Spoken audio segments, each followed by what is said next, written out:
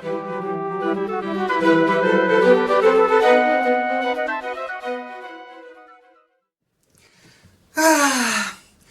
culture italienne, bienvenue à Bertrand Russe, à la Tour de Babel. Aujourd'hui, on va parler d'un personnage extraordinaire, Dante Alighieri, grand poète. Il a écrit la Divina Commedia.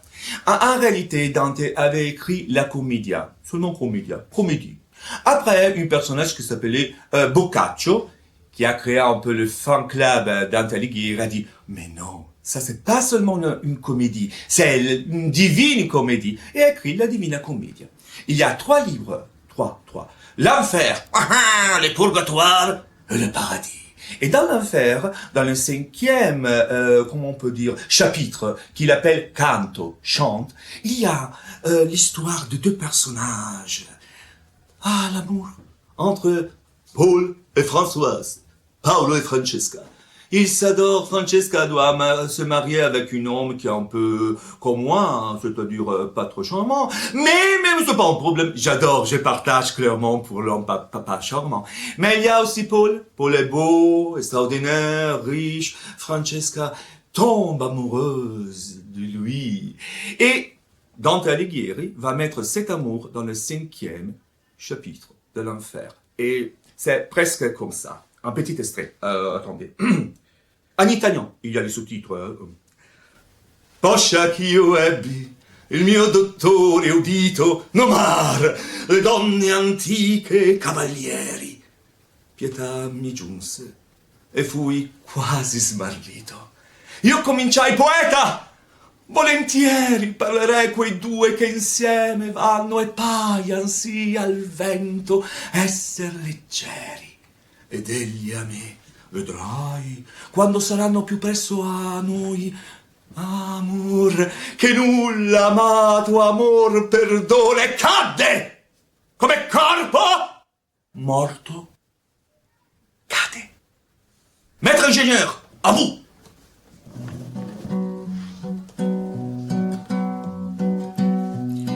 Chi ti lo disse, che t'ha già lasciare, meglio la morte che questo dolore.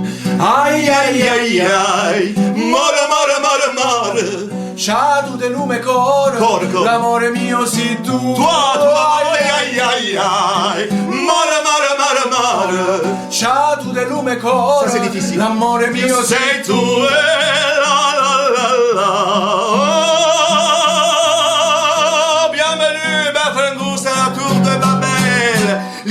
La Tour de Babel se trouve rue de Sicile, Saint-Paul, et voilà le livre, la culture italienne. Et dans cette émission, il y a beaucoup d'angles, il y a beaucoup de rubriques.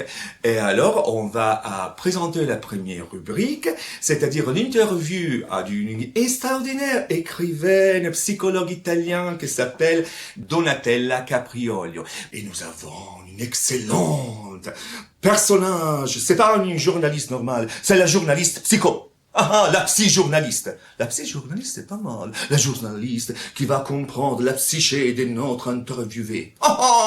Et alors, Giuseppina, tu es là? Giuseppina? Coucou! Coucou!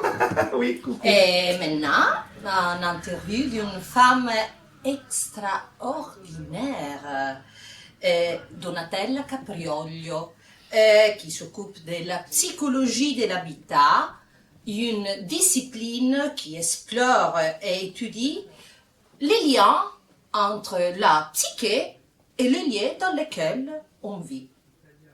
Psychologue, psychothérapeute, écrivain, professeur universitaire, mais surtout une femme de charme et de grâce. Une femme extraordinaire. Et alors, madame et monsieur, Madame Capriolio. À Donatella Capriolio. Et là, la première question que je te pose, c'est comment t'es venue l'idée de t'occuper de la psychologie de l'habitat? Alors bonjour, c'est une idée qui est venue par ma pratique clinicienne avec les enfants. Moi, je vis que quand il y avait un accueil primaire, ça veut dire des situations difficiles dans les premiers moments de vie, dans les regards surtout, ça veut dire dans l'espace mental de la mère, du père, qui était encombré par quelque chose d'autre, que ça pouvait être simplement que cet enfant venait pas désiré ou d'autres situations plus lourdes. Et je vis que les enfants qui naissent de ces manques d'accueil ont des problèmes à habiter l'espace quand ils sont devenus grands et aussi à s'habiter soi-même. Donc, dans les années, j'ai pensé que c'était plus utile, en tant que psychothérapeute, de utiliser la métaphore de la maison, qui quand même, c'est très identitaire, pour parler aux gens et parler en tant que clinicienne, mais aussi en tant que studieuse du rapport qu'on a avec l'espace, avec les architectes, par exemple. À tel propos, je te demande quels conseils nous donnes-tu pour mieux vivre notre espace de vie? Alors, d'abord, c'est demander si on vit bien dans notre espace, si ça correspond à ce qu'on a besoin. Parce qu'il faut quand même se demander quels sont nos besoins. Et pas seulement besoin matériel d'avoir de lavabo ou d'autres choses, mais des nécessités qui sont qui vont plus loin. Par exemple, sur la question de la nourriture, la cuisine, est-ce que notre cuisine correspond à ce qu'on aime ou non? Parce que les rapports avec l'architecture cuisine, c'est aussi le rapport avec la nourriture primaire. Donc, on se demande si on a des espaces qui nous conviennent ou si on a envie de changer. Ou qu'est-ce qu'on peut faire pour changer des espaces quelquefois bloqués. Donne-nous quelques titres de merveilleux livres que tu as écrits. Alors, moi, j'ai commencé d'abord comme professionnelle de l'enfance, donc enfance, les enfants nous écoutent, et après les rapports avec mère-fille, les rapports avec père-fille, c'est père-fille, c'est chez Fayard, les autres, c'est Va-t'en reste encore, c'est chez Hachette, et aussi, à un certain moment, j'ai fait un moment, ça s'appelle rubrique, je ne sais pas comment on dit en français, tous les lundis, dans un grand journal italien qui s'appelait Allô Maman. Et c'était la récolte, le recueil de toutes ces réponses. Et après, j'ai commencé à parler de la ménopause parce que c'est une autre C'est un femme thème toujours. très intéressant. C'est Et donc, intéressant, oui, je parce qu'il n'y avait profite pas de pour te dire, littérature. pour savoir les titres. Une autre femme, Un autre femme. récit intime au cœur de la ménopause, et c'est chez Hachette, en France. Et après, j'ai commencé à écrire sur les maisons. Ça veut dire d'abord sur les rapports homme-femme, l'amour inhabitabile, et un livre qui a ouvert complètement toute la réflexion sur l'habitat, c'est Au cœur des maisons, chez Fayard. Ce livre que j'avais écrit aussi pour ma névrose personnelle, parce que j'habite dans 3 lieux différents, ou à ma maison, a ouvert beaucoup d'intérêt pour les architectes. Et donc, j'ai continué à écrire, et ça va être, après Murs sensibles, c'est pas traduit en français. Et le dernier qui va sortir maintenant, c'est Akka de Comté, et j'espère de trouver un éditeur français. Et c'est le rapport intergénérationnel entre grands-parents et petits-enfants. Et j'espère de trouver, parce que les titres en français, ça me plaît beaucoup, s'appelle Une seconde enfance. Parce que ça arrive. Ouais. Bon, merci d'avoir chez Bertrand Grasse et la Tour de Babel. Et, et bonne journée. Merci pour cette interview sympathique. Bonne journée à tous. Bonne journée. Ciao, ciao, ciao. Être, pas être, est ou non être, les monologues les plus connus du monde, Hamlet. Et oui, ça c'est l'angle de théâtre italien. Et il y a un personnage qui je vais interviewer pour vous aujourd'hui. Il s'appelle Cristiana Minasi. Elle a terminé la première de son nouveau spectacle, Asia Lacis. Asia Lacis, une femme d'une grande beauté. Et Cristiana a écrit spectacle, cette pièce, avec Silvia Bragonzi, qui a paru un peu plus connue parce que elle a déjà représenté ses pièces à la Tour Eiffel, par exemple, Femme, Camille Claudel, voilà. Mais aujourd'hui, on parle de Asia Lacis. Asia Lacis, ou Lacis, comme vous voulez, c'est un personnage vraiment génial. Dans une période de révolution, elle fait « Ah, les enfants! Tous les enfants ici! Non! Il faut aimer la vie! Il faut pas avoir peur. » Elle a créé le théâtre des enfants. Elle a sauvé beaucoup d'enfants comme ça, avec le théâtre, la magie, les sortilèges de la scène. Et Cristiana Minasi a eu l'idée de transformer la vie de 7 personnages extraordinaires dans une pièce de chœur. Alors, madame et messieurs, c'est un onore pour moi, intervistare, intervieware, on dit comme ça? Oui, Cristiana Minasi.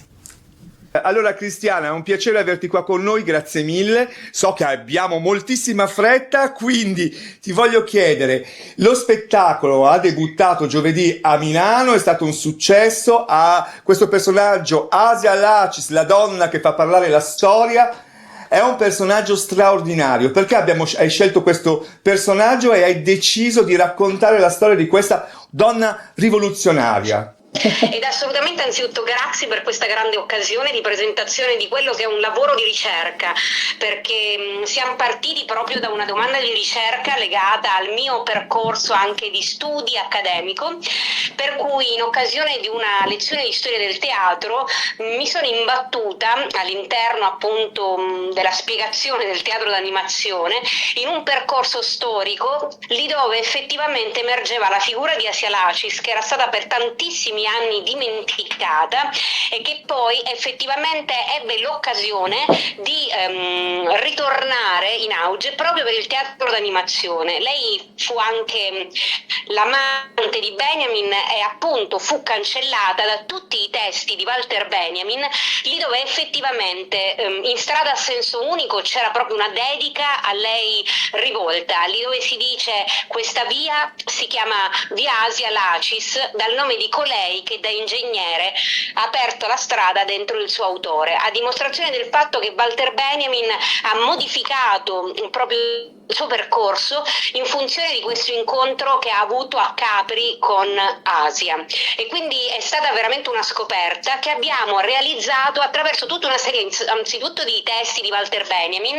Vorrei nominare appunto anzitutto Strada a senso unico, poi tutta una serie di altri testi dove fino agli anni 70 non appariva il nome di Asia, per esempio Napoli porosa, e poi ancora è venuto fuori il diario moscovita, un testo interessantissimo, l'infanzia berlinese, proprio perché in prima istanza Walter Benjamin si occupava esclusivamente di testi, diciamo, tedeschi.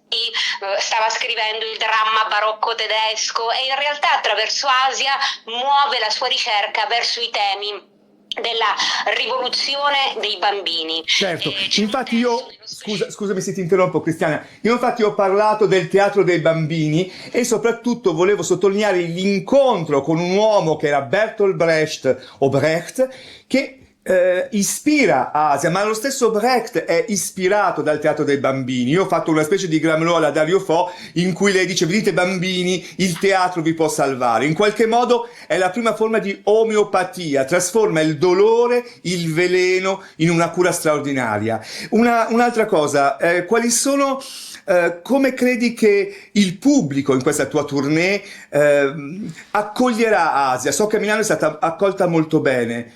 Perché questo personaggio? Cosa vuoi smuovere? E so che hai una violinista meravigliosa, siete una troupe strepitosa, vi faccio i complimenti perché collaborate con il Pinoff Milano, lo Spazio Rossellini, i Teatri di Vetro, il Teatro India di Roma, insomma, hai veramente smosso il mondo. Cristiana, sei strepitosa perché in questo mondo di teatro sappiamo che è molto complesso, tu hai questa grande capacità organizzativa, quindi qui a Parigi ci complimentiamo con te. Prego, scusa, rispondi pure. Allora, anzitutto grazie, parole troppo affettuose. In realtà ciò che affascina di Asia è che un po' stiamo tentando di recuperare proprio in una visione di resistenza assoluta anche produttiva, organizzativa e gestionale. Asia determinava delle costellazioni umane e geografiche. Erano tempi in cui effettivamente spostarsi presupponeva lunghe difficoltà, però lei riusciva a mettere in rete le persone e quindi a farle conoscere. Fece conoscere appunto Bertolt Brecht con Walter Benjamin, ebbe l'occasione di lavorare con Meyerhold e infatti appunto abbiamo studiato anche i testi di Meyerhold, ebbe l'occasione di incontrare Piscator, studiava i testi di Kerzenger, insomma era una donna, e Majakovsky, lei a Pietrogrado ebbe l'occasione di incontrare Majakovsky con quella sua camicia gialla famosa, il colletto appuntito e l'altro arrotondato. Ciò che sicuramente riconosciamo insieme a Silvia Bragonzi, che appunto ha scritto con me il testo, lavorando di composizione drammaturgica scenica e di composizione appunto a tavolino, ci siamo resi conto che effettivamente il testo è estremamente attuale, è andata la ricerca oltre ogni aspettativa, perché effettivamente recupera i temi delle conseguenze nefaste della guerra, che principalmente toccano i bambini e quindi gli orfani di guerra. Lei decise di dedicarsi non tanto ad un teatro istituzionale, perché si rendeva conto che la rivoluzione non era nelle parole ma era nell'azione, e così appunto convinse anche tutti gli altri suoi amici artisti, ed è lì la differenza, lo scarto e la deviazione, perché lei apre la sua grande casa e costruisce questo teatro infantile di educazione estetica, che oggi è estremamente attuale, perché recupera i temi della pedagogia che sono sacrificati in nome e per conto di una normatività e non in nome e per conto di una creatività, secondo una visione non meramente retorica ma attualissima. Lei proponeva appunto lo spirito dell'osservazione, i temi dell'improvvisazione. Lei era una donna straordinaria proprio perché credeva nel gesto rivoluzionario dei bambini e nell'infanzia come promessa di felicità, lì dove effettivamente si può generare una differenza e quindi un futuro liberato. È lì realmente che dovremmo guardare di nuovo. E assolutamente. Il manifesto proletario dei bambini di strada è per noi un punto di riferimento. Bellissimo, il manifesto dei bambini proletario dei bambini di strada. Con questo noi veramente ti ringraziamo tantissimo, speriamo di averti qui a Parigi con noi, ti abbracciamo, grazie mille per il tuo tempo, saluta tuo figlio che è un mito. Ciao da Parigi, un bacione, ciao. Ciao, grazie davvero. Grazie a te, ciao. A presto. La rubrique Le grand écrivain italien. Aujourd'hui, je vous présente Achille Campanile. Achille Campanile est un peu l'Eugène Ionesco italien. Il est surréaliste, il est bizarre, il est absurde. Et ce livre, c'est La luna mi porta fortuna. Ou, j'espère. C'est-à-dire la lune porte la chance, la bienveillance. C'est génial. Mais aujourd'hui, je voudrais vous parler toujours d'Achille Campanile, mais d'une dramaturgie qu'il a écrite. Le titre, c'est Le pauvre Piero. Povero Piero. L'histoire d'un homme mort. Mais surtout, il est vraiment mort, Pierre? Parce que toutes les personnes attendent Pierre est morte ou pas morte. Et les funérailles arrivera ou arrivera pas. C'est vraiment une pièce extraordinaire parce que Achille Campanile a la capacité de raconter aussi les tabous, les choses les plus difficiles comme la mort avec le surréalisme, avec l'ironie. Et comme disait Socrate, un homme vraiment intelligent, un homme ironique. C'est vrai? Oui. Ah, vas-y, un petit morceau, une autre chose. C'est toujours la même. Ah, vas-y. Vas-y. Ah. Primo amore, Una Nessa. lo feci cottia. D'accord, quatre. Et pour continuer, on va à parler avec l'expertise du bon ton, parce que Bertrand Russe, c'est un homme élégant. Et alors, demande toujours à l'ami Matichev, mais le bon ton, c'est une question des races, d'élégance, on peut l'apprendre? Mais oui, on peut l'apprendre. Alors, Matichev est l'angle de bon ton. Tu as trouvé un bon angle, Matichev? J'espère. Ça va? Oui, Oh, à peu près. Oui, c'est parfait. Bon, alors, à des funérailles, qu'est-ce qu'on met à des funérailles? Alors, on porte des perles. Parce que les perles sont autant de larmes que l'on verse pour le défunt. Des perles comme ça, aux oreilles. Un peu de corail aussi, c'est un bijou de deuil. Et puis pour les maîtresses du défunt, en général, barésie.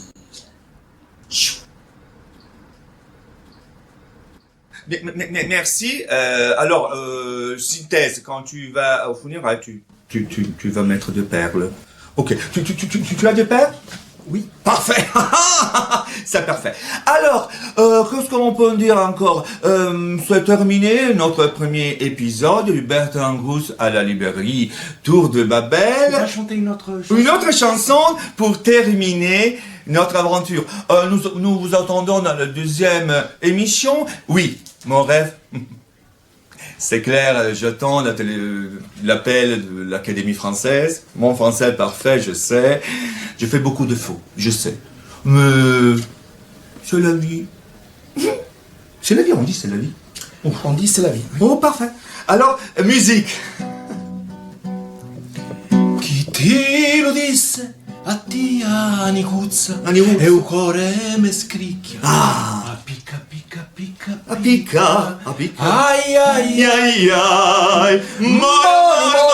Mare. Sciatu del lume Ma core. sì, amore italiano. L'amore mio. Sei tu.